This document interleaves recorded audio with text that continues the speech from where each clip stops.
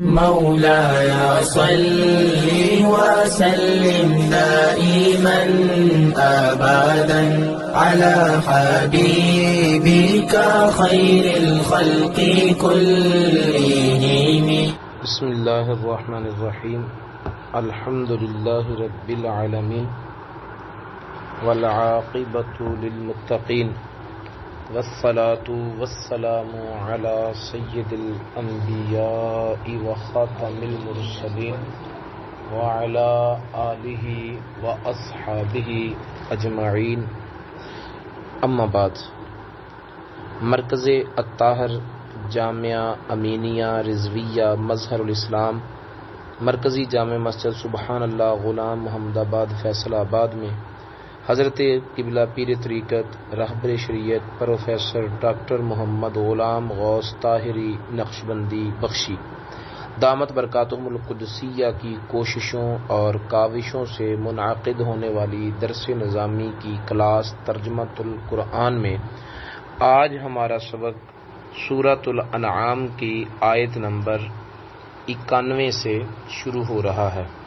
اللہ رب العزت نے ارشاد فرمایا وما قدر اللہ حق قدرہ اذ قالوا ما انزل اللہ علی بشر من شیء، اور انہوں نے اللہ تعالی کی قدر نہ کی جیسی قدر کرنے کا حق تھا جب انہوں نے کہا کہ اللہ نے کسی بشر پر کوئی شے بھی نہیں اتاری. یہودیوں کا ایک وفد جو کم و بیش 70 افراد پر مشتمل تھا نبی پاک صلی اللہ علیہ وسلم کے ساتھ مباہلہ کرنے کے لیے آئے. ان کا بڑا تھا مالک بن سیف. وہ انہوں نے منتخب کیا کہ یہ ہمارا نمائندہ ہے اور یہ ہم سب کی طرف سے آپ کے ساتھ بات کرے گا. نبی پاک صلی اللہ علیہ وسلم نے مالک بن سیف سے کہا کہ تجھ کو قسم ہے اس ذات کی جس نے موسیٰ علیہ السلام پر تورات اتاری، کیا تو نے اس کتاب تورات میں یہ پڑھا ہے کہ ان اللہ یبغض الحبر السمین، کہ اللہ تعالی موٹے عالم کے ساتھ نفرت کرتا ہے؟ اس نے کہا کہ ہاں میں نے تورات میں یہ پڑھا ہے. تو رسول اللہ صلی اللہ علیہ وسلم نے فرمایا کہ وہ موٹا عالم جس سے اللہ تعالیٰ نفرت کرتا ہے وہ تو ہے. وہ تھا بھی موٹا. فرمایا اس آیت میں جس عالم کا ذکر ہو رہا نا وہ تو ہے. اس پر وہ بگڑا اور اتنا جذباتی ہوا کہ اس نے کہا کہ اللہ تعالیٰ نے کسی پر کوئی کتاب نازل نہیں کی. نبی پاک صلی اللہ علیہ وسلم نے فرمایا کہ اچھا اگر اللہ تعالیٰ نے کسی پر کوئی نازل نہیں کی کتاب تو وہ کتاب جو موسیٰ علیہ السلام لے کر آئے تھے وہ کس نے نازل کی تھی جس کو تو پڑھتا ہے؟ وہ اتنا اپنے بدحواسی میں مبتلا ہوا کہ اپنی باتوں کو جانچ نہ سکا کہ میں کیا کر رہا ہوں کیا نہیں کر رہا ہوں.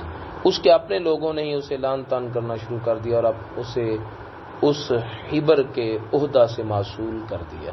وہ حبر الاحبار تھا. جیسے ہمارے ہاں شیخ الشیوخ ہوتا ہے، غوث الاغواث ہوتا ہے. اس موقع پر یہ آیات نازل ہوئیں. اللہ تعالیٰ نے فرمایا کہ انہوں نے اللہ کی قدر نہیں کی جیسی کہ قدر کرنے کا حق تھا جب انہوں نے کہا کہ اللہ نے کسی بشر پر کوئی شے بھی نازل نہیں کی. شان نزول کو دیکھیں، قرآن پاک کی آیت کریمہ کو دیکھیں. نبی پاک صلی اللہ علیہ وسلم سے بات ایک شخص کر رہا ہے لیکن صیغہ جمع کا ہے کہ ان سب نے اللہ کی قدر نہیں کی۔ جب ان سب نے کہا کہ اللہ نے کسی بشر پر کوئی شے نہیں اتاری، حالانکہ سب نے کہا بھی نہیں تھا اور سارے لوگ اس کے کہنے پر راضی بھی نہیں تھے، وہ سارے یہودی اس کی اس بات سے متفق نہیں تھے، لیکن چونکہ وہ منتخب کر چکے تھے، اس کو اپنا نمائندہ بنا چکے تھے، اس لیے اس کا کہنا سب کا کہنا قرار پایا، جس سے یہ پتہ چلتا ہے کہ امام کی قراءت مقتدیوں کی قراءت ہوتی ہے۔ بات ایک ہی کر رہا ہے لیکن سب کے کھاتے میں جا رہی ہے، ٹھیک ہے۔ تو اس سے بھی یہ مسئلہ ثابت ہوتا ہے کہ امام کی قراءت مقتدی کی قراءت ہوتی ہے، اگرچہ امام قرآن کا وہ حصہ پڑھ رہا ہو جو مقتدی کو یاد ہی نہیں ہے، پھر بھی مقتدی کی طرف سے وہ ہو جاتی ہے، جیسے کہ یہاں اس کی بات کے ساتھ سارے متفق نہیں تھے لیکن سب کے کھاتے میں اس کی بات پڑ گئی۔ قل، اے پیارے محبوب صلی اللہ تعالی علیہ وسلم آپ فرمائیے، من انزل الکتاب الذی جاء بہ موسیٰ، کس نے نازل کی وہ کتاب جو لے کر آئے موسیٰ علیہ السلام، نوراً، اس حال میں کہ وہ نور ہے، وہدن، اور وہ ہدایت دینے والی ہے، للناس، لوگوں کو، تجعلونہ قراطیسا، تم نے اس کتاب کو بنا دیا پارا پارا، قراطیس جمع ہے قرطاس کی، قرطاس کہتے ہیں کاغذ کے ایک ٹکڑے کو، تم نے اس کو کاغذوں میں پارا پارا ٹکڑے ٹکڑے کر دیا ہے، تبدونہا وتخفون کثیرا، کچھ حصہ ظاہر کرتے ہو اور بہت سارا حصہ تم چھپاتے ہو، یعنی تم نے اس کتاب کے یوں ٹکڑے کر دیے کہ یہ بیان کرنا ہے یا نہیں کرنا، یہ بیان کرنا ہے یا نہیں کرنا۔ یہ رویہ اگر یہودیوں کے علماء تورات کے ساتھ رکھیں تو اللہ تعالیٰ کو پسند نہیں، اور اگر یہی رویہ ہم مسلمان قرآن کے ساتھ روا رکھیں تو اللہ تعالیٰ کو کیسے پسند آئے گا؟ نہیں آئے گا۔ اس لیے قطعی طور پر یہ لحاظ کیے بغیر کہ یہ آیات کریمہ جو ہیں وہ ہمارے اعتقاد یا ہمارے عقیدے کے ساتھ ملتی ہیں یا نہیں ملتی، بالکل پورے کا پورا قرآن پاک بیان ہونا چاہیے، سارا قرآن جو ہے وہ لوگوں کے سامنے بیان کرنا چاہیے، اور عقیدہ بنا کر قرآن سے دلیل نہیں لینی چاہیے، قرآن سے عقیدہ لینا چاہیے۔ ایک بات، دوسری بات اس میں جو قابل غور ہے وہ یہ، نبی پاک صلی اللہ علیہ وسلم نے مالک بن سیف سے کہا، تو نے پڑھا ہے ان اللہ یبغض الحبر السمین، بے شک اللہ تعالیٰ موٹے عالم سے بغض رکھتا ہے، نفرت کرتا ہے، ناراض ہے۔ اس نے کہا ہاں پڑھا ہے۔ اور میں کہ اس سے مراد تو ہے۔ تورات نازل کب ہوئی؟ سالوں پہلے، صدیوں پہلے۔ وہ کب پیدا ہوا؟ نبی پاک صلی اللہ علیہ وسلم کے زمانہ اقدس میں۔ اللہ کی کتاب میں نازل ہونے والے جملے صدیوں بعد والے انسانوں کے ساتھ بھی تعلق رکھتے ہیں۔ اس سے پہلے لوگ جو تھے صدیوں تک اس آیت کو پڑھتے ہی رہے ہوں گے، لیکن وہ کون تھا؟ کوئی اپنے اپنے زمانے میں کوئی کسی پر فٹ کرتا رہا ہوگا، کوئی کسی پر فٹ کرتا رہا ہوگا، یا کسی کی توجہ ہی نہیں گئی ہوگی اس کی طرف، اور صدیوں کے بعد ایک پیدا ہونے والا شخص ہے اور اس کی حالت کا ذکر تورات میں ہے۔ یہ وہ کتاب ہے جس کی حفاظت کا ذمہ اللہ تعالیٰ نے لیا، جو منسوخ ہو چکی ہے۔ تو جو قرآن عبد العباد تک ہے اور پہلے تمام علوم کا مجموعہ ہے، اب اندازہ کریں کہ اس قرآن کی آیات میں کتنے زمانے تک کے حالات کو مد نظر رکھا گیا ہوگا۔ قیامت کے بعد تک کے حالات، یعنی قرآن پاک کے بلا شبہ ایسے آیات ہیں جن کا حقیقی معنی ابھی تک معرض وجود میں نہ آیا ہو، منصہ شہود پہ نہ آیا ہو، اور آنے والے وقت میں وہ معانی بھی کھل کر ظاہر ہوں گے۔ دور جتنی کروٹیں بدلتا جائے گا وہ ہر زمانے میں قرآن پاک کے مضامین جو ہیں وہ نکھر کر سامنے آتے رہیں گے۔ یہ کتاب کسی دور میں بھی پرانی ہونے والی نہیں ہے، ہر دور میں یہ اپنی معنوی تازگی برقرار رکھتی ہے، اور یہی اللہ تعالیٰ کے کلام کی خوبی ہے۔ نور ہے اور ہدایت ہے لوگوں کے لیے، تم نے بنا لیا ہے ان کو ٹکڑے ٹکڑے، ظاہر کرتے ہو کچھ حصہ، چھپاتے ہو بہت سارا حصہ۔ وَعُلِّمْتُمْ مَا لَمْ تَعْلَمُوا أَنْتُمْ وَلَا آبَاؤُكُمْ، تم علم دیے گئے وہ جو نہ تم جانتے ہو نہ تمہارے باپ دادا جانتے ہو۔ اب اس نزول قرآن کی صورت میں، صاحب قرآن کی صورت میں، ٹھیک ہے، ایک اور یہ بھی ہو سکتا ہے کہ اس سے مراد نبی پاک صلی اللہ علیہ وسلم نے جو انہیں کہا تھا نا کہ تورات کی اس آیت کا یہ مطلب ہے،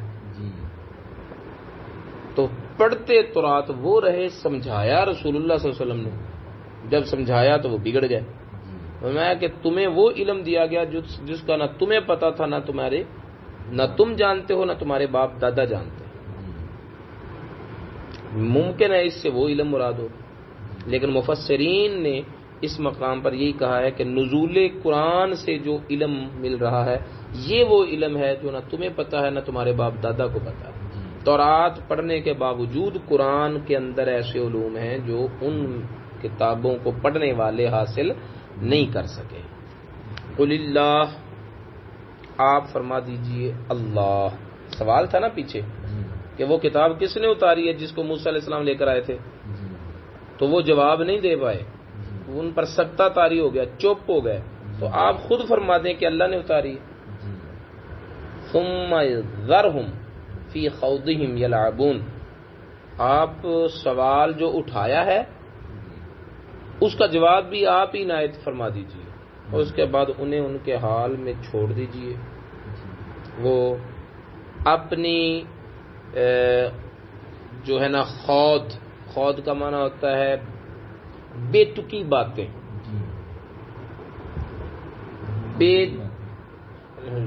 بے سر و پا دلائل، حجتیں، ان میں یہ خود بخود ہی الجھتے رہیں گے، انہیں ان کے حال پر چھوڑ دیجیے۔ اور وہ شور مچ گیا، وہ آپس میں جھگڑنے لگے، کوئی کہتا ہے ٹھیک کہا، کوئی کہتا ہے غلط کہا، کوئی کہتا ہے یہ کہنا چاہیے تھا، کوئی کہنے لگا یہ کہنا چاہیے تھا، وہ آپس میں ہی بگڑ گیا۔ ھذا کتاب انزلناہ مبارک مصدق الذی بین یدیہ، اور یہ کتاب ہے جس کو ہم نے نازل کیا، برکتوں والی،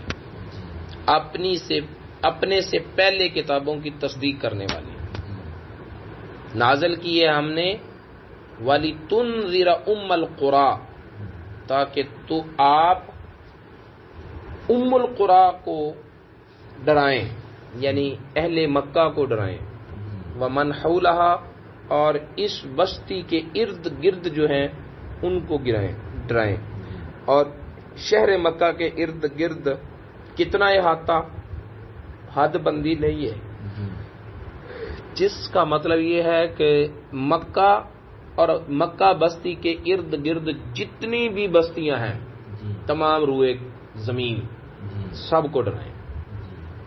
والذین یؤمنون بالآخرۃ یؤمنون بہ، اور وہ جو آخرت پر ایمان رکھتے ہیں وہ اس کتاب پر بھی ایمان لائیں گے۔ وَهُمْ عَلَىٰ صَلَاتِهِمْ يُحَافِظُونَ، اور وہ جو آخرت پر ایمان رکھتے ہیں ان کی دوسری صفت یہ ہے وہ اپنی نمازوں کی حفاظت کرتے ہیں، یعنی نمازوں کی حفاظت کرنے کو ایمان بالآخرت کے ساتھ جوڑ کر یہ بتا دیا گیا کہ جو نمازوں کی حفاظت نہیں کرتا وہ دعویٰ کرتا ہے آخرت پر ایمان رکھنے کا، لیکن اس کا ایمان کامل نہیں۔ ایمان یقین کا نام ہے، یقین رد عمل چاہتا ہے، یقین کا کوئی نہ کوئی رد عمل ہوتا ہے۔ ٹھیک ہے، مثال کے طور پر اگر یہاں بیٹھے بیٹھے ہمیں یقین ہو جائے کہ یہاں کوئی سانپ ہے تو ہمارے بیٹھنے کی پوزیشن یہی ہوگی. یہ یقین ہمیں ضرور کروٹیں بدلنے پر مجبور کر دے گا، ہماری حالت متغیر ہو جائے گی. یعنی یقین کا کوئی نہ کوئی رد عمل ہوتا ہے. ٹھیک ہے، اب راستے پہ چلتے چلتے آپ کو یہ پتا چلے کہ سامنے سے آنے والی جو گاڑی ہے وہ میرے ساتھ ٹکرا جائے گی تو آپ وہیں رہیں گے. یہ یقین آپ کو دائیں بائیں ضرور کرے گا. تو یقین کا لازمی طور پر رد عمل ہوتا ہے. اگر آخرت پر ایمان ہے یعنی یقین ہے تو اس کا رد عمل ہوگا تیاری. اور آخرت کی تیاری نماز کی پابندی سے بڑھ کر کوئی ہے ہی نہیں. اس لیے جو کوئی آخرت پر ایمان رکھتا ہوگا وہ اس کتاب پر ایمان لائے گا اور نمازوں کی حفاظت کرے گا. اور اگر وہ ان نمازوں کی حفاظت نہیں کرتا تو اس کا مطلب اسے یقین ہی نہیں. آپ کو پتہ ہے، یقین ہے کہ اس تار کے اندر کرنٹ ہے، ہاتھ لگائیں گے، اور اگر آپ ہاتھ لگائیں تو اس کا مطلب ہے آپ کو یقین ہی نہیں ہے کہ اس میں کرنٹ ہے. یقین کا ایک رد عمل ہے. لیکن یہاں ہمیں یہ بات بھی سمجھانے کے لیے بڑی تمثیلات دینا پڑتی ہے کہ بھئی یقین کا کوئی رد عمل ہوتا ہے. ہماری زندگی میں جہاں بھی یقین ہے وہاں اس کا کوئی نہ کوئی رد عمل ہے. ہمارے گھر مہمان آنے والے ہیں، اگر یہ بات یقین کے ساتھ تمہارے دل میں بیٹھی ہوئی کہ واقعی آنا ہے تو کوئی نہ کوئی تو انتظامات کرو گے نا. اور اگر نہیں یقین، پتہ نہیں آئیں گے یا پتہ نہیں آئیں گے تو پھر تم کچھ بھی نہیں کرو گے یا تھوڑا کچھ کرو گے. یعنی تمہارا عمل بتاتا ہے کہ تم یقین ہے یا نہیں ہے. آخرت کے لیے کچھ نہیں کر رہے، کس طرح مان لیں کہ آپ کو یقین ہے آخرت کا؟ ایمان بالآخرہ، حفاظت علی الصلاۃ، اس کا ثبوت ہے. اگر ثبوت نہیں تو پھر دعویٰ بیکار ہے. ٹھیک ہے، بٹن چلانے سے روشنی بھی نہیں ہو رہی، بلب بھی نہیں چل رہا، پنکھا بھی نہیں چل رہا، لیکن یہ دعویٰ کیا جا رہا ہے کہ بجلی ہے لیکن نہ روشنی ہو رہی ہے نہ پنکھا چل رہا ہے. تو پھر اس دعوے کی کیا حیثیت ہے؟ کوئی حیثیت نہیں. میں آخرت کو پر بڑا مانتا ہوں، اللہ سے بڑا ڈرتا ہوں، بڑا ڈر ہے. جتنا ہمارے دل میں ڈر ہے، مولوی بس نمازاں پڑھتے ہیں لیکن انہوں کی پتا سی کتنا ڈرتے ہیں اندروں. تیرے اندر کو ہم کیا کریں جب عملی طور پر ثبوت ہی نہیں تو دے رہا. ٹھیک ہے، تو اللہ تعالیٰ کے ساتھ ہمارا صرف لفظی تعلق ہے. الا من شاء اللہ، اللہ تعالیٰ نے جن کو توفیق عطا فرمائی ان چیدہ بندوں کو نکال دیں تو مجموعی طور پر معاشرے کا یہی حال ہے کہ ہمارا اللہ تعالیٰ کے ساتھ صرف لفاظی کا تعلق ہے. لفظ بولنے ہوں، جملے بولنے ہوں تو اس میں آپ ایک دوسرے سے آگے بڑھ سکتے ہیں، جیت نہیں سکتے. ومن اظلم ممن افترى على الله كاذبا، اس سے بڑا ظالم کون ہے جس نے اللہ پر جھوٹا افترا باندھا. عبداللہ بن ابی سرح نبی پاک صلی اللہ علیہ وسلم کے ایک کاتب تھے. نبی پاک صلی اللہ علیہ وسلم ان سے وحی لکھواتے تھے. رسول اللہ صلی اللہ علیہ وسلم پر وحی نازل ہو رہی ہے اور وہ عبداللہ قریب بیٹھے ہیں. نبی پاک صلی اللہ علیہ وسلم انہیں لکھوا رہے ہیں، وہ لکھ رہے ہیں اور لکھتے لکھتے اس کے دل میں خیال آیا کہ فتبارک اللہ احسن الخالقین. نبی پاک صلی اللہ علیہ وسلم نے آگے کلمات یہی بول دیے. اگلی وحی کا حصہ یہی تھا. اس نے یہ سمجھا کہ مجھ پر بھی وہی نازل ہونے لگ گئی. جو میں نے بولا زبان سے وہی رسول اللہ صلی اللہ علیہ وسلم نے بتا دیا. اس کا مطلب یہ ہے کہ جو وہی ادھر نازل ہوتی ہے وہ مجھ پر بھی نازل ہوتی ہے، میں بھی نبی ہوں. نبی پاک صلی اللہ علیہ وسلم کا کلمہ چھوڑا، مرتد ہوا، نبوت کا دعویٰ کر دیا۔ نبی پاک صلی اللہ علیہ وسلم نے ان کے قتل کا حکم دے دیا۔ رسول اللہ صلی اللہ علیہ وسلم سے جب جدا ہوئے نہ وہ کیفیت محسوس ہوئی، نہ اس طرح کا کلام بنا سکا،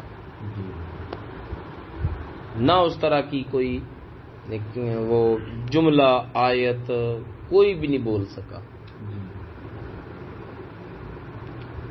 فتح مکہ کے موقع پر، فتح مکہ کے بعد حضرت عثمان غنی رضی اللہ تعالی عنہ کی پناہ میں آیا تو نبی پاک صلی اللہ علیہ وسلم کی بارگاہ میں حضرت عثمان غنی نے ان کی سفارش کی۔ تب رسول اللہ صلی اللہ علیہ وسلم نے ان کو معاف کر دیا، دوبارہ اسلام میں داخل ہوئے، اور ان کا اسلام پھر بہت عمدہ ثابت ہوا کہ ایمان پر موت واقع ہوئی، اور اس کے بعد کبھی بھی ان سے اس طرح کی کوئی غلطی نہیں ہوئی۔ اس کا ذکر حضرت مولانا جلال الدین رومی رحمۃ اللہ علیہ نے مثنوی شریف میں بھی کیا ہے، اور یہ بتلایا ہے کہ اصل میں اس نے اپنے دل میں جو نورانیت دیکھی تھی وہ نورانیت مصطفیٰ صلی اللہ علیہ وسلم کا پرتو تھا، قرب کی وجہ سے اس پر اس نور کا عکس پڑا، تو اس نے سمجھا کہ یہ سارا میرا نور ہے۔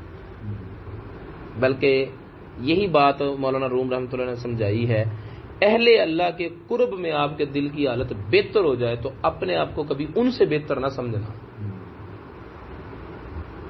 کیونکہ یہ ان کی حالت مستقل ہے، تمہاری ان کی وجہ سے ہے، عارضی ہے، جس کی مثال پھر انہوں نے عبداللہ بن ابی سرح کے اس واقعہ سے دی۔ مسیلمہ کذاب بھی نبی پاک صلی اللہ علیہ وسلم کے زمانہ میں ہی نبوت کا دعویٰ کرتا تھا، یمن سے تعلق رکھتا تھا، بیوی اس کی مسلمان تھی، خود وہ نبوت کا دعویٰ کرتا تھا، مرتد تو تب ہوتا جب اسلام قبول کیا ہوتا، کافر تھا، ٹھیک ہے۔ تو یہ آیت کریمہ جو ہے نا وہ ان دونوں پر ہی، بعض علماء کہتے ہیں کہ اس سے مراد مسیلمہ کذاب ہے، بعض کہتے ہیں عبداللہ بن ابی سرح۔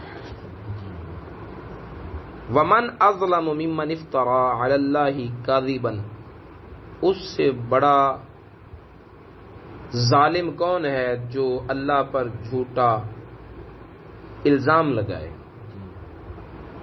او قال، یا کہے اوحی الی، میری طرف وحی کی گئی، ولم یوحى الیہ شیء، حالانکہ اس کی طرف کوئی شے وحی نہیں کی گئی، ومن قال سأنزل مثل ما انزل اللہ، اور جو کہے کہ میں بھی نازل کر سکتا ہوں جیسا کہ اللہ تعالیٰ نے نازل کیا۔ اس کا پہلا حصہ مسیلمہ کذاب سے متعلق ہو، اور یہ جملہ ومن قال سأنزل مثل ما انزل اللہ عبداللہ بن ابی سرح کے متعلق ہو، تو یہ بھی مناسب موقف ہے کہ دونوں کی حالت جو ہے نا وہ اپنی اپنی ہے، ٹھیک ہے۔ بڑا ظالم مسیلمہ کذاب کو کہا گیا ہے، اور اسے پھر توفیق توبہ بھی نہیں ملی، اور جس کو توفیق توبہ ملی ہے اس کے لیے اتنے سخت لفظ نہیں ہیں، اس کے لیے یہی لفظ ہے کہ من قال سأنزل مثل ما انزل اللہ، بس۔ وَلَوْ تَرَى إِذِ الظَّالِمُونَ فِي غَمَرَاتِ الْمَوْتِ، اگر آپ دیکھیں ان لوگوں کو جو آپ سے بغاوت کرنے والے ہیں، حق سے دور بھاگنے والے ہیں، اللہ تعالیٰ پر جھوٹا الزام لگانے والے ہیں، اگر آپ ان کو دیکھیں، کب؟ جس وقت یہ موت کی حالت میں ہوں، روح ان کے بدن سے نکل رہی ہو، والملائکۃ باسطوا ایدیہم، اور فرشتے ان کی طرف اپنے بازوؤں کو، اپنے ہاتھوں کو پھیلائے ہوئے ہوں، اور سختی سے جھنجھوڑ کر کہہ رہے ہوں اخرجوا انفسکم، نکالو اپنی جان کو، نکالو اپنی روح کو، الیوم تجزون عذاب الہون، آج تمہیں بدلہ دیا جائے گا ذلیل کرنے والے عذاب کی صورت میں۔ بما کنتم تقولون علی اللہ غیر الحق، اس کے بدلے میں جو تم اللہ تعالی پر ناحق کلام کرتے تھے، ناحق الزام لگاتے تھے، جھوٹ کا افترا باندھتے تھے.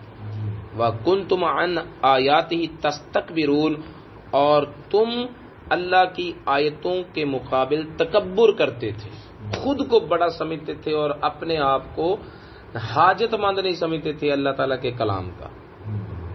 وَلَقَدْ جِئْتُمُونَ فُرَادًا، اور تحقیق تم ہمارے پاس آؤ گے تنہا تنہا، اکیلے اکیلے. کما خلقناکم اول مرۃ، اس حالت میں ویسے جیسے ہم نے تم کو پہلی مرتبہ پیدا کیا، ننگے. وَتَرَكْتُمْ مَا خَوَّلْنَاكُمْ وَرَاءَ ظُهُورِكُمْ، اور تم چھوڑ آؤ گے جو کچھ ہم نے تم کو دیا، مال، کپڑے، جوتے، سب کچھ چھوڑ آؤ گے وراء ظہورکم، اپنے پیچھے. یہ دولتیں، یہ کوٹھیاں، یہ بنگلے، یہ کاریں، یہ گاڑیاں، سب کچھ دنیا میں چھوڑ آؤ گے، کوئی شے بھی ساتھ لے کر نہیں آؤ گے.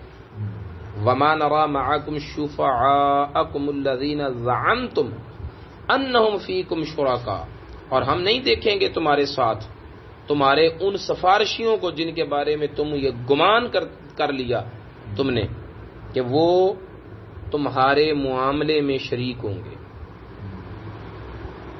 یہ حبل بچا لے گا، یہ ود کی عبادت پوجا پاٹ ہمیں بچا لے گی، یغوث لات و منات کی پوجا ہمیں بچا لے گی. فرمایا یہ بت تم سمجھتے ہو کہ یہ ہمارے پاس تمہاری سفارش کریں گے، تمہارے پاس بھی نہیں آئیں گے، ہمیں نظر ہی نہیں آئیں گے، ہوں گے تو نظر آئیں گے نا.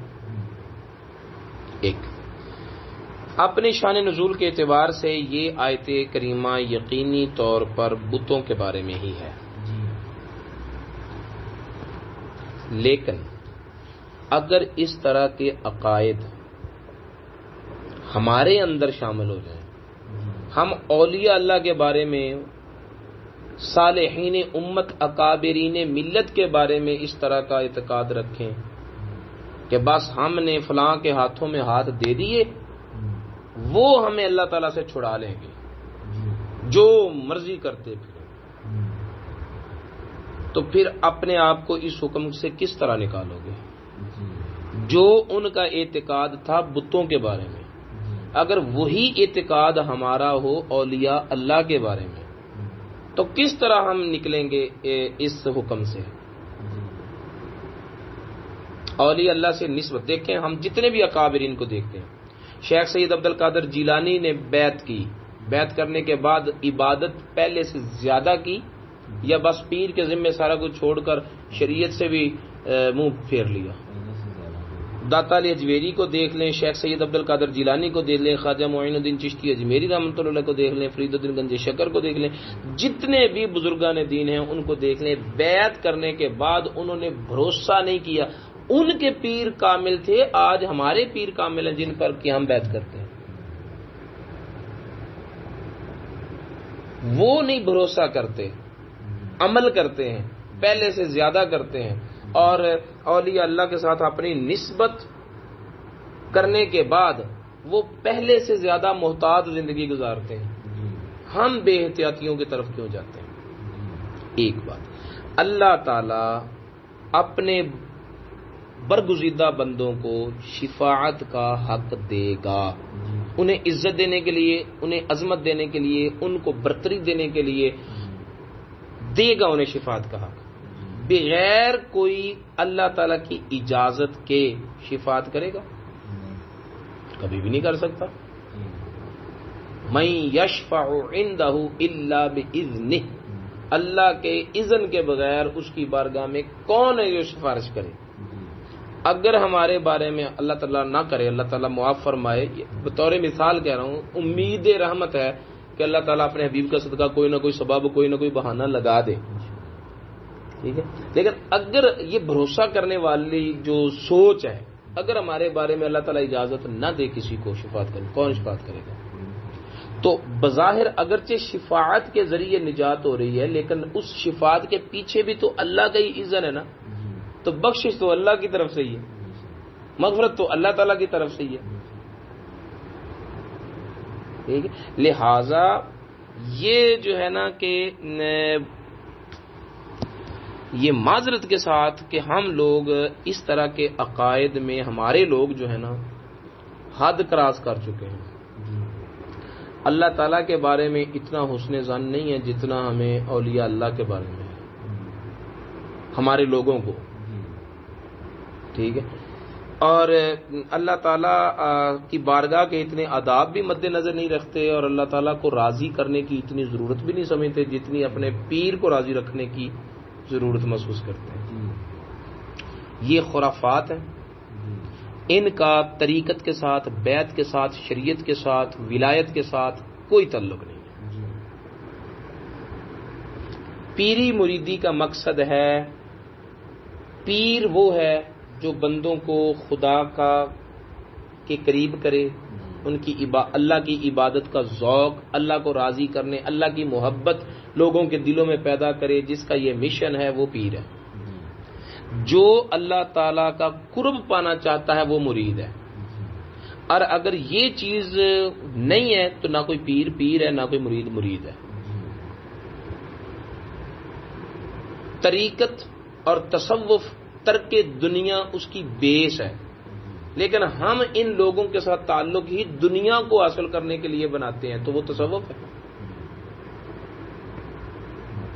پیر مرید بناتے ہیں تاکہ میری آمدن زیادہ ہو، مرید پیروں کے پاس جاتے ہیں تاکہ ان کی دعا سے میرا کاروبار چمک جائے. دونوں میں فرق کیا ہے؟ سب طالبان دنیا ہے، کوئی طالب حق نہیں ہے.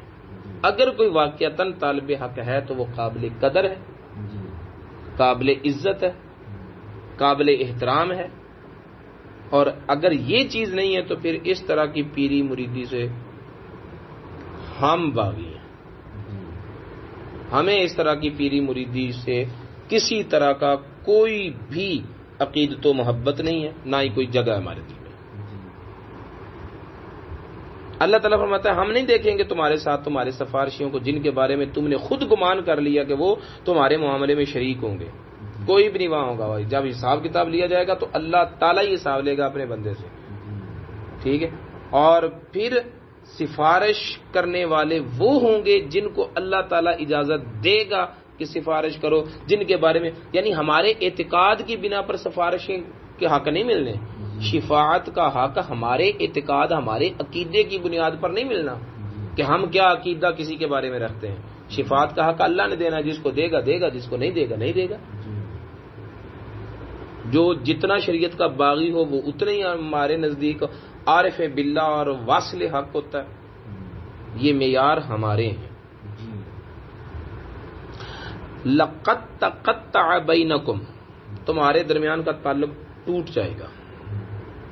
پوچھنا بھی نہیں کسی نے تھے جو اس طرح کے تعلقات ہوں گے.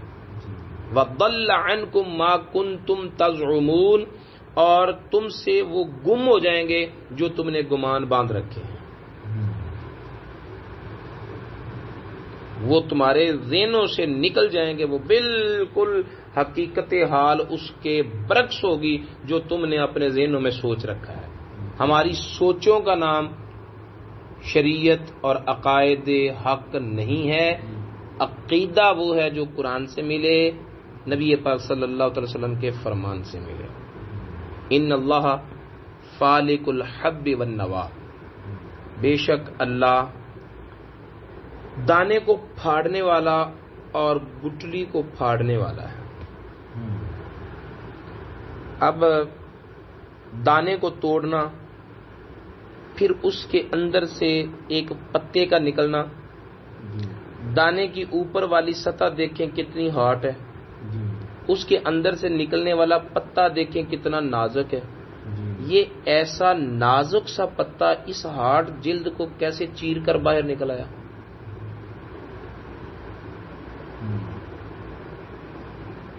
گٹلی اتنی سخت ہے، اس سے نکلنے والی کومپل اتنی نرم ہے،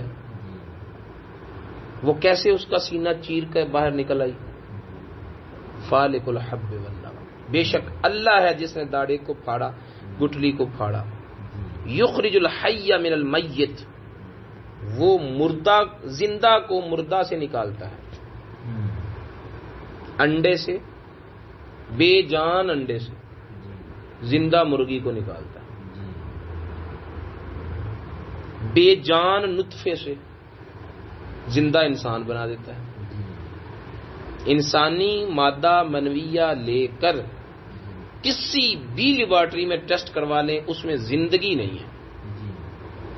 اگر اس کے اندر حیات ہوتی تو کسی نہ کسی ذریعے سے نہ یہ اس کو پروان چڑھا کر لیبارٹری میں انسان تیار کر لیتے ہیں، لیکن نہیں کر پائے، نہ ہی کر پائیں گے، وہ مردہ ہے۔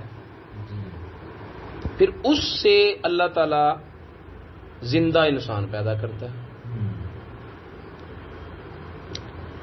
وَمُخْرِجُ الْمَيِّتِ مِنَ الْحَيِّ، اور وہ مردہ کو نکالنے والا ہے زندہ سے، جیسے زندہ انسان سے وہ نطفہ نکالا جو مردہ ہے، زندہ پرندے سے انڈا نکالا جو کہ مردہ ہے، زندہ سے مردہ کو، مردہ سے زندہ کو نکالتا ہے، یہ اس کی شان ہے۔ اور یہ بھی ممکن ہے کہ یہاں پر کلام جو ہے وہ استعارے اور کنایے کی صورت میں کیا جا رہا ہو، اور مراد یہ ہو کہ وہ نیک سے بد کو، بد سے نیک کو پیدا کرتا ہے، اور اس کی بھی سینکڑوں مثالیں ملتی ہیں۔ ذالکم اللہ، وہ اللہ ہے۔ کائنات میں یہ جو مشاہدات ہماری نظروں کے سامنے آتے ہیں، ان میں جو فاعل حقیقی ہے، جس کی قدرت کار فرمائے، وہ اللہ ہے۔ فَأَنَّا تُؤْفَكُونَ، تو تم کہاں پلٹے جاتے ہو، کہاں بہکے پھرتے ہو، کہاں الٹے پاؤں پھرے جاتے ہو، تمہیں کیوں پہچان نہیں ہو رہی؟ یہاں ہم بیٹھے ہیں، ہم تین، کتاب یہ پڑھی ہے، گلاس یہ پڑھا ہے، بغیر کسی ظاہری سبب کے یہ کتاب اس ٹیبل سے اس ٹیبل پہ آ جائے، یہ جب ہم مشاہدہ دیکھیں گے تو ہمارے ذہن میں کیا بات آئے گی؟ اتنے کوئی جن ہے، یہی بات آئے گی، حالانکہ دکھائی نہیں دیا، اس کی بات سنائی نہیں دی، لیکن بس اگر اس طرح کا کوئی کام ہو جائے تو ہم کیا کہیں گے؟ یہاں پر ہم تینوں کے علاوہ کوئی چوتھی طاقت بھی ہے، وہ جن ہے، وہ موکل ہے، وہ فرشتہ ہے، کوئی ہے۔ کس سے پتہ چلا؟ دکھائی تو نہیں دیا، سنائی تو نہیں دیا، کام سے، حرکت سے، ٹھیک ہے۔ اگر اتنی یہ کتاب اس ٹیبل سے یا اس ٹیبل پر آ جائے تو ہم یہ ماننے کے لیے مجبور ہو جائیں گے کہ یہاں پر کوئی جن، کوئی بھوت، کوئی موکل، کوئی فرشتہ، کوئی شے ہے صحیح ہمارے سوا۔ تو اس کائنات میں اتنے کام ہو رہے ہیں، سورج اٹھ رہا ہے، چاند آ رہا ہے، جا رہا ہے، دن ہو رہا ہے، رات ہو رہی ہے، تو ان کاموں سے پتہ نہیں چلتا کہ اس کائنات کو چلانے والا کوئی ہے۔ اس چھوٹے سے کام سے ہمیں اگر کسی نظر نہ آنے والے وجود کو عقل تسلیم کر لیتی ہے تو پھر اللہ تعالیٰ کے بارے میں قانون کیوں بدل جاتے ہیں، سوچ کیوں بدل جاتی ہے، زاویے کیوں بدل جاتے ہیں؟ اللہ تعالیٰ فرماتا ہے دیکھتے نہیں ہو دانا کیسا ہے، اس سے نکلنے والی کمپل کتنی کمزور ہے، کیسے نکل آئی؟ اب اسی کمپل سے تم کوئی اس جیسی کمپل ہی کاٹ کے دکھاؤ، اس میں طاقت ہی نہیں ہے کہ وہ کسی پتے کو بھی چیر سکے، تو یہ دانے کی اس ہارڈ جلد کو چیر کر کیسے باہر آ گئی؟ اور اگر یہ آ گئی ہے تو اگر کوئی تو ہے نا جو اس کو باہر لا رہا ہے، کوئی تو ہے نا جو یہ نظام کائنات چلا رہا ہے، وہ اللہ ہے۔ ذالکم اللہ، وہ اللہ ہے جو اپنے افعال سے اور اپنی صفات سے پہچانا جا رہا ہے۔ پہچانوں سے فالق الاصباح، جو صبح کو پھاڑنے والا ہے، رات کی تاریکیوں کا سینہ چیر کر دن کا اجالا نکلتا ہے، پھر دن کے اجالے پر رات کی تاریکیاں چھاتی ہیں، اور یہ کام روز ہو رہا ہے۔ ایک کام عجیب ترین ہی کیوں نہ ہو، لیکن جب ہم اس کو روز دیکھیں نا وہ ہمارے لیے عجیب نہیں رہتا۔ مثلا آج سے 200 سال پہلے فوت ہونے والے کسی شخص کو زندہ کریں اور وہ یہاں پر بھاگتی ہوئی گاڑیوں کو دیکھے، حیرت میں کس طرح گم ہو جائے گا؟ اس کے لیے یہ سارے کام حیران کن ہوں گے کہ نہیں؟ اڑتے ہوئے جہاز کو دیکھے، ریل گاڑی کو دیکھے، انجیکشن کے طریقے کو دیکھے، ٹھیک ہے، ایک انسان کو چیر پھاڑ کرنے کے بعد دوبارہ پھر سی دیتے ہیں، اس منظر کو دیکھے، وہ دیکھ کر کیا سوچے گا؟ وہ تو حیرت کا مجسمہ نہیں بن جائے گا؟ لیکن انہی امور کو دیکھ کر ہم پر کبھی حیرت چھائی نہیں چاہیے نا؟ یعنی اس لیے کہ ہماری عادت بن گئی۔ جہاز جس بلندی پر اڑتا ہے اس بلندی سے اگر صرف 1000 فٹ نیچے آ جائے، مثلا 6000 کی بلندی پر 6000 فٹ اونچا اڑتا ہے تو وہ 5000 فٹ پہ آ جائے، 1000 فٹ نیچے آ جائے، اس وقت وہ کتنا بڑا دکھائی دیتا ہے۔ جب وہ یہاں سے گزرے گا تو ہمارے بچے تو بچے رہے، بڑے بھی گلیوں میں کھڑے ہو کر جہاز کو دیکھیں گے، حالت یہ ہوگی۔ اس وقت فلسطین کے بچے جو ہیں، جو اس حال میں نشو و نما پا رہے ہیں کہ جہاز ان کے اوپر سے گزر رہے ہیں، اڑ رہے ہیں، جہازوں کی آوازیں، دھماکوں کی آوازیں، ہمارے لیے یہ عجیب چیز ہوگی، ان کے لیے کوئی عجیب چیز نہیں، ہمارے لیے حیران کن منظر ہوگا، ان کے لیے کوئی حیران کن، ان کی روٹین بن گئی۔ تو ایک انسان کی کمزوری ہے کہ وہ عجائبات کو جب ڈیلی دیکھتا ہے یا بار بار مشاہدہ کرتا ہے نا، تو اس میں حیرت کا جو پہلو ہوتا ہے نا وہ گم ہو جاتا ہے۔ ہم دن رات ایسے امور کا مشاہدہ کرتے ہیں جن پر غور کرنے سے اللہ کی معرفت ہمارے دل میں پھوٹتی ہے، لیکن غور نہیں کرتے۔ کیوں نہیں غور کرتے؟ کیونکہ وہ ہماری عادت ہو چکی ہے، روز ان کو دیکھنا یہ ہماری عادت بن چکی ہے۔ فالق الاصباح، صبح کا سینہ چیرنے والا، یہ بھی انہی امور میں سے ایک ہے۔ ہر روز ظلمت شب سے نور سحر پیدا ہوتا ہے، ایک مرتبہ دیکھنے سے اللہ کی معرفت ملتی ہے۔ ہم روز دیکھتے ہیں لیکن توجہ نہیں جاتی کیونکہ عادت بن چکی ہے۔ وجعل اللیل سکنا، اور اللہ تعالیٰ نے رات کو سکون کے لیے بنایا۔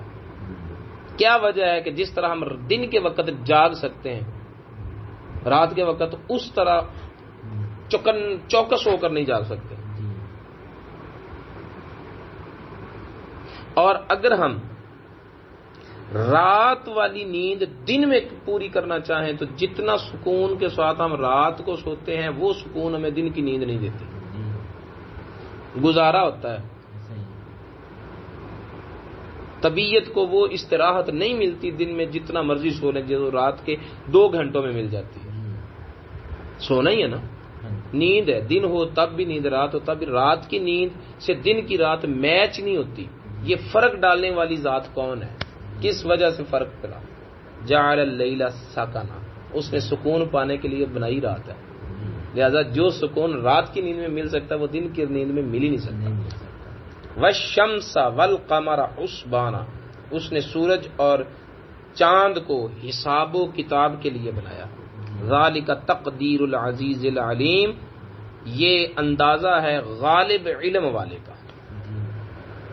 وَهُوَ الَّذِي جَعَلَ لَكُمُ النُّجُومَ، وہ ہے جس نے تمہارے لیے ستارے بنائے۔ کیسے بن گئے ہیں؟ خود بخود بن گئے۔ لِتَهْتَدُوا بِهَا فِي ظُلُمَاتِ الْبَرِّ وَالْبَحْرِ، تاکہ تم ان ستاروں کے ذریعے خشکی اور سمندر کی اندھیریوں میں، تاریکیوں میں راہ پاؤ، ان ستاروں کے ذریعے۔ آج کے جدید دور میں جب کہ ہر طرف سڑکوں کا جال بچھا ہوا ہے، آج بھی سمندری راستے ستاروں کے ذریعے ہی طے ہوتے ہیں۔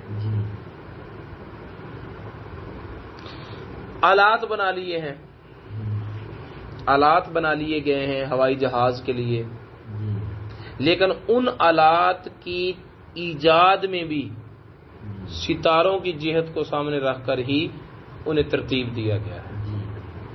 یعنی اگر آج بلا واسطہ ڈائریکٹ ستاروں سے رہنمائی نہیں لیتے تو واسطہ آج بھی ستاروں سے ہی رہنمائی مل رہی ہے۔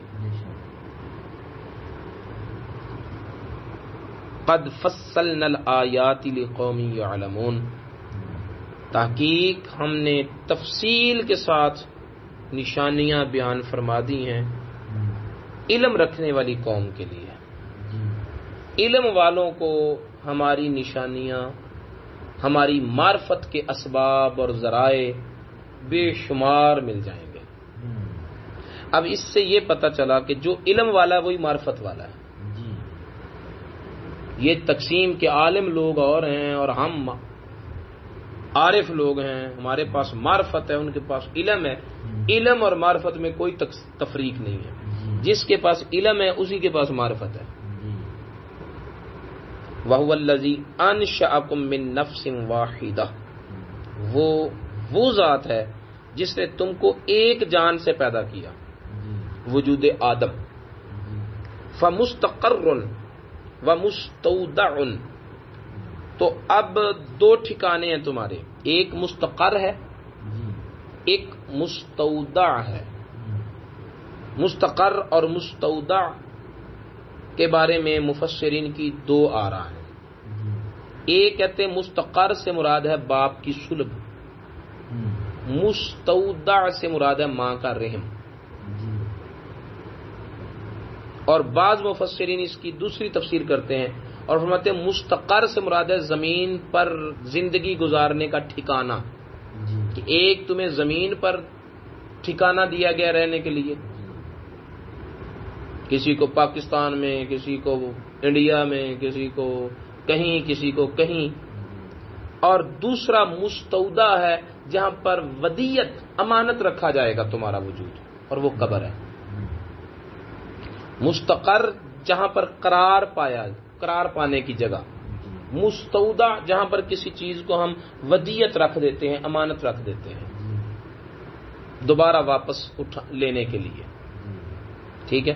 تو مستقر یہ ٹھکانہ ہے جو ہمیں زمین اس زندگی میں ملا، مستودع وہ مقام ہے جہاں پر ہم دفنائے جائیں گے۔ تو وہ مستودع ہے، جائے ودیت ہے، یعنی جہاں پر ہمیں امانتاً رکھا گیا ہے وہاں پر ہمیشہ نہیں رکھا جائے گا، وہاں سے پھر دوبارہ اٹھایا جائے گا۔ یہ لفظ بتاتے ہیں قد فصلنا الآیات لقوم یفقہون، ہم نے تفصیل کے ساتھ اپنی نشانیاں بیان کر دی ہیں سمجھ رکھنے والی فقیہ قوم کے لیے۔ صدق اللہ العلی العظیم۔ مولاي صل وسلم دائما أبدا على حبيبك خير الخلق كلهم